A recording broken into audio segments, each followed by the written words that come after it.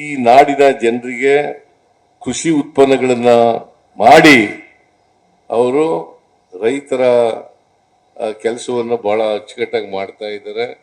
ಇನ್ನೂ ಚೆನ್ನಾಗಿ ಮಾಡಬೇಕು ಅಂತಕ್ಕಂಥದ್ದು ನಮ್ಮ ಉದ್ದೇಶ. ಅವರು ಮಂಡ್ಯ ಅಭಿವೃದ್ಧಿ ಆದರೆ ಹೆಚ್ಚು ಕೃಷಿ ಅಭಿವೃದ್ಧಿ ಆಗಲಿಕ್ಕೆ ಸಾಧ್ಯ ಆಗ್ತದೆ ಅಂತಕ್ಕಂಥ ಮಾತುಗಳನ್ನ ಈ ಸಂದರ್ಭದಲ್ಲಿ ಹೇಳಲಿಕ್ಕೆ ಬಯಸ್ತಾ ಇದ್ದೇನೆ. ಅದರಿಂದ ನೀವು ಅನ್ನದಾತರು, ಮಂಡ್ಯದವರು ಮತ್ತೆ ಕೃಷಿ ಕ್ಷೇತ್ರದಲ್ಲಿ ಕೆಲಸ ಮಾಡ್ತಕ್ಕಂಥ ಜನರು ಇದ್ದಾರಲ್ಲ, ಅವರೆಲ್ಲ ಅನ್ನದಾತರು. ಒಂದು ಕಾಲದಲ್ಲಿ ನಮ್ಮ ದೇಶದಲ್ಲಿ ಆಹಾರದ ಉತ್ಪಾದನೆ ಅಷ್ಟೊಂದು ಇರಲಿಲ್ಲ. ನಾವು ಬೇರೆ ದೇಶದವ್ರ ಹತ್ರ ನಮ್ಮ ದೇಶದ ಜನರಿಗೆ ಅನ್ನ ಕೊಡ್ಲಿಕ್ಕೋಸ್ಕರವಾಗಿ ಬೇರೆ ದೇಶದವ್ರ ಹತ್ರ ಮರಳೊಡ್ಕ ನಿಂತ್ಕೋಬೇಕಾದಂತ ಪರಿಸ್ಥಿತಿ ಇತ್ತು. ಇವತ್ತು ನಾವು ಆಹಾರ ಉತ್ಪಾದನೆಯಲ್ಲಿ ಸ್ವಾವಲಂಬನೆಯನ್ನ ಸಾಧಿಸಿದ್ದೇವೆ.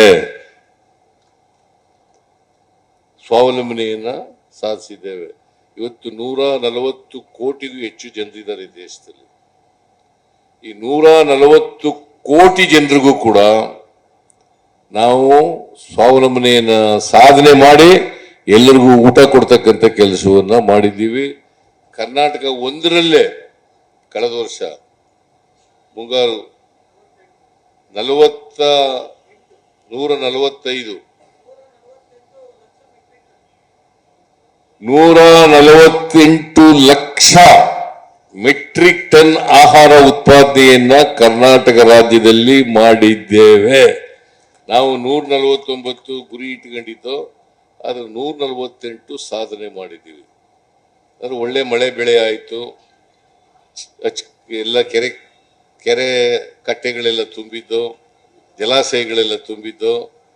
ಈ ಸಾರಿನೂ ಕೂಡ ಉತ್ತಮವಾದಂತ ಮಳೆ ಆಗ್ತದೆ ಅಂತಕ್ಕಂಥ ಮಾತುಗಳನ್ನ ಹೇಳಲಿಕ್ಕೆ ಬಯಸ್ತೇನೆ. ಬಿಜೆಪಿಯವರು ಹೇಳ್ತಾ ಇದ್ರು ಸಿದ್ದರಾಮಯ್ಯನ ಕಾಲ್ ಕೂಡ ಚೆನ್ನಾಗಿಲ್ಲ ಅಂತ. ಈಗ ಹೆಂಗಪ್ಪ ಚೆನ್ನಾಗಿದೆ? ಕಾಲ್ ಗುಣ ಚೆನ್ನಾಗಿಲ್ಲ. ಸಿದ್ದರಾಮಯ್ಯನ ಕಾಲ್ ಗುಣ ಚೆನ್ನಾಗಿಲ್ಲ. ಯಾಕಂದ್ರೆ ಅವರು ಯಾರು ಕೂಡ ಬಿಜೆಪಿಯವರು ಇದಾರಲ್ಲ, ಬಡವರ ಪರವಾಗಿಲ್ಲ, ದಲಿತರ ಪರವಾಗಿಲ್ಲ, ಹಿಂದುಳಿದವ್ರ ಪರವಾಗಿಲ್ಲ, ಅಲ್ಪಸಂಖ್ಯಾತರ ಪರವಾಗಿಲ್ಲ, ರೈತರ ಪರವಾಗಿಲ್ಲ, ಮಹಿಳೆಯರ ಪರವಾಗಿ ಇಲ್ಲ. ಇದು ಅವರ ಇತಿಹಾಸ.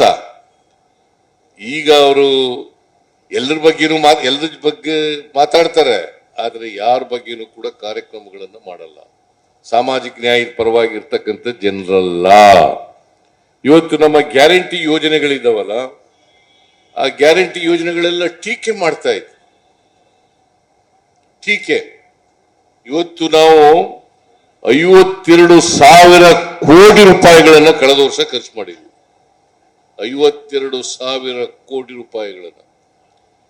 ಈ ವರ್ಷ 50,018 ಕೋಟಿ ರೂಪಾಯಿಗಳನ್ನ ಬಜೆಟ್ ನಲ್ಲಿ ಇಟ್ಟಿದ್ದೇನೆ.